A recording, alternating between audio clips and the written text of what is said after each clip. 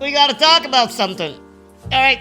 Well, I've been having something in the back of my mind, lingering in there, ever since we've had that conversation on stream back in December. Because for those of you who don't know, back in December we streamed a lot, and by a lot I mean 380 hours or so. Because I was on vacation from my work, and I was streaming for charity for the whole year of 2024. And basically, I was hosting an event where I needed to beat one game per day, every day leading up to Christmas, so the whole Advent calendar period. And so naturally, the more time you spend with people, the more true and real the conversations get. And somebody asked me, Ledge, is there a Mrs. Ledge somewhere? Is there somebody that caught your attention or something? What's going on there? And I bluntly replied, well, no, there's nobody. And I have actually forgone the idea of ever being in a relationship. And I explained it this way, very bluntly. I said, look, nobody's ignorant of the fact that I am the way that I am, and that I'm of small stature, in a wheelchair, and that I have bends and kinks here and there stemming from having brittle bones. And obviously, this is not what is considered attractive by any societal standards. It just not is. And I forgone the idea of ever fighting against nature. Nature involves or implies that we're looking for certain characteristics out of people for survival reasons, and that's not just me. That's just not me. So, well, yeah, I said that's it. That's where I lay my claim, and that's where I figured that I'd rather do things that gives value to my life, and where the outcomes are certain, or mostly certain, where I'm in complete control of the A to Z of what I do. And then know that whatever happens, I had a complete say over. And so, well, we're gonna go with a little bit of a story time. Uh, I was young once. I'm not anymore. But I was young once, and being at a very young age, I was under a lot of pain because of the condition that I have. I have osteogenesis imperfecta, meaning, well, brittle bones. And so that got me to have a lot of surgeries, a lot of broken bones, and be under a lot of pain and duress. And I was sick all the time because of all the treatments that I was experimenting with. And at one point you get there, and you say to yourself, is this ever gonna end? And like, can we make it stop at some point? So one night I slipped into the kitchen of the hospital I was in, and I almost found the relief that I was seeking. But I took pause before then, and I just asked myself, and I remember I was 8 years old. I remember vividly, and I've always been somebody who wanted to make the impossible possible. And I've always been about shattering the barriers and making liars out of people, and subverting expectations. Although I don't like the since Game of Thrones, that has lost a lot of value to me. That phrasing, but hey, but I've always been about that, and I've asked myself, what is the hardest thing that I could do in this life? Like the pinnacle of achievement for somebody like me that could be obtained eventually, maybe. And I figured it was a relationship. I thought about it And I said, you know what? That's what I want. That's where I want to go. And so I got out of the kitchen, and the next day, the very next day, I asked my mother. I said, "Mom, what is the hardest thing in this life that I could do?" I figured it would be getting her into a relationship, right? And my mother has been very brutally honest all her life to a fault. And she said, "Yeah, yeah, definitely. Getting into a relationship uh, is going to be hard, if possible at all, considering." And I said, "You know what? I'm gonna make a liar out of you." And so, from there on out, I set out on that quest. That was that was the everything. That was the Everest. That was my mountain to climb, and the one to lay my stake on to make everybody a liar. Well, and I went at it. I went at it so hard that I ruined pretty much every other aspect of my life. I flunked school. I went to high school, starting getting very bad grades, and then I got into college, and then well, the booze, the boozy booze starts to seep into that life, and with my ever growing appetite for getting into a relationship, I just stopped paying attention to everything else. And so I failed college. I failed college miserably. I stopped going to class. I started to party. I started to go out, and every occasion was the right occasion to go and try to achieve that goal. And so, well, I I woke up many years later in my 20s, mid 20s, and I had nothing. I had a high school diploma.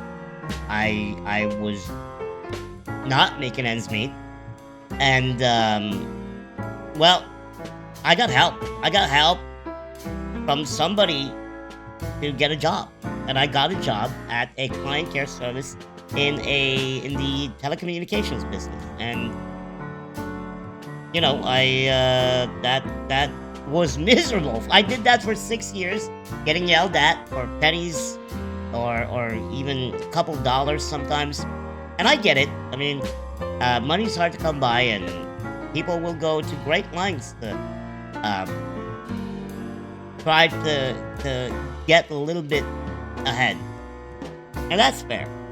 But it was a miserable experience, a miserable life, and I had nothing. And not only that, but sometimes without meaning to hurt, people were saying to me, and all my friends went to college and then university, and some even have doctorates in my real life close personal friends.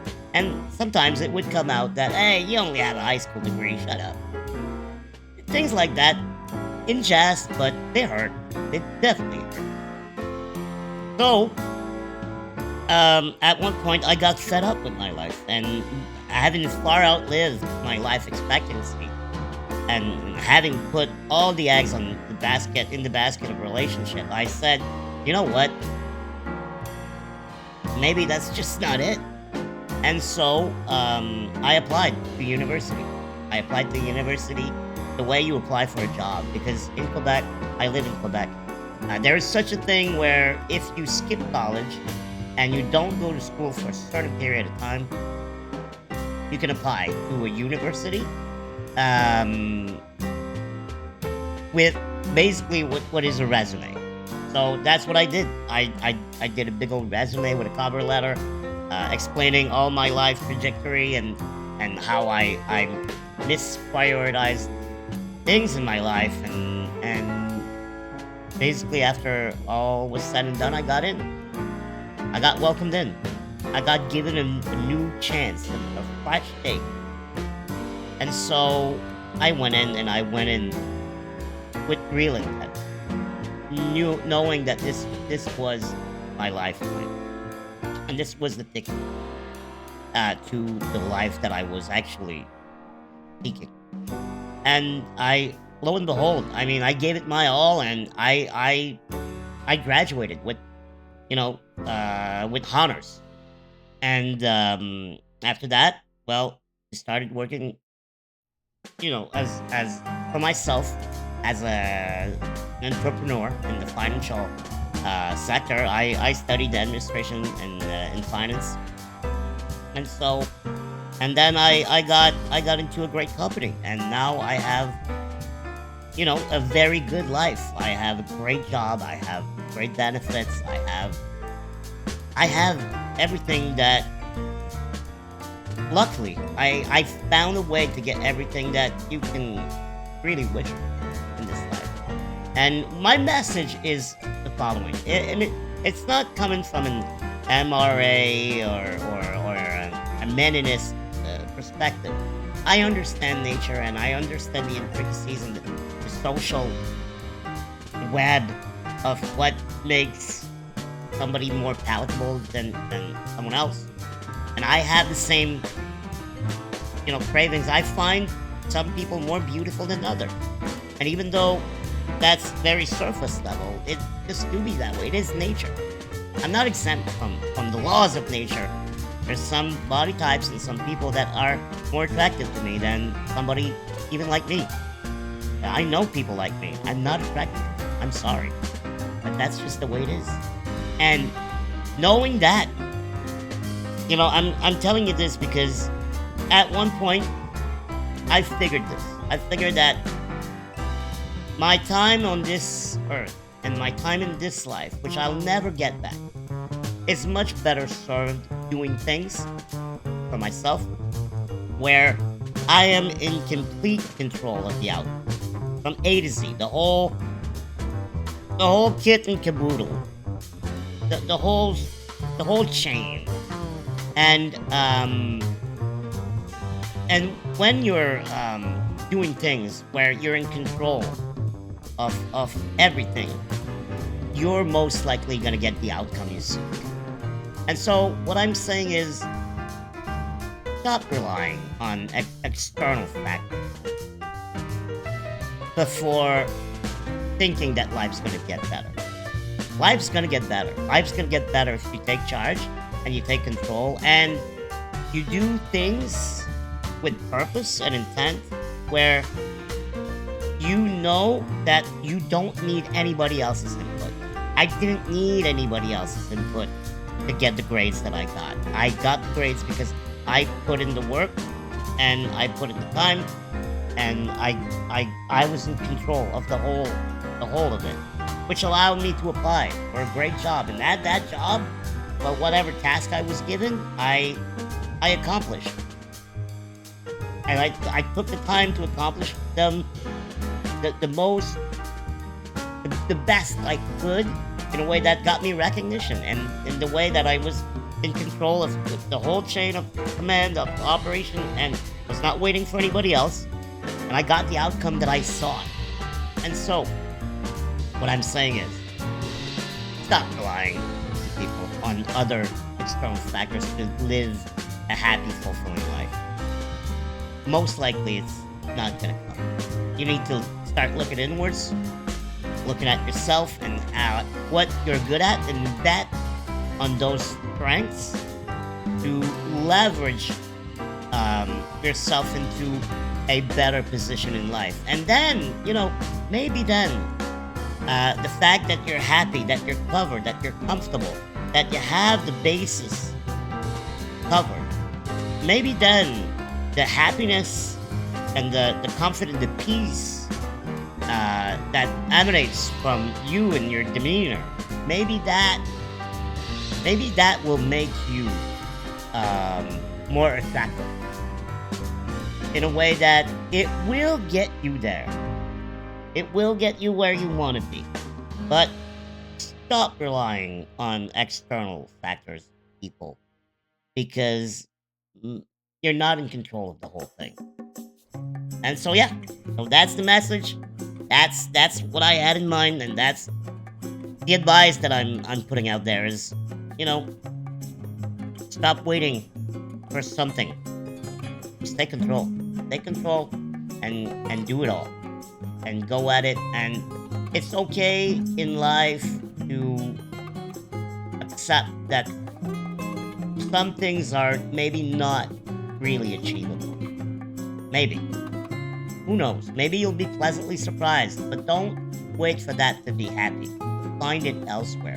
My happiness, my love, the love that I seek, that I sought, well, I found it. I found it within myself and what I do, in that pride and that sense of satisfaction that I derive from being an actual contributing member of society, and by investing into my relationships, to my friends, giving them the time that they need, to give them the perspective that they seek. Or in any other areas, that's where I find the love and the driving force that I need to keep going. So yeah, so that's about it. All right, boys. Thank you so much. Have a great one. Go at it. Believe in yourself. You'll get there. I'll see you soon.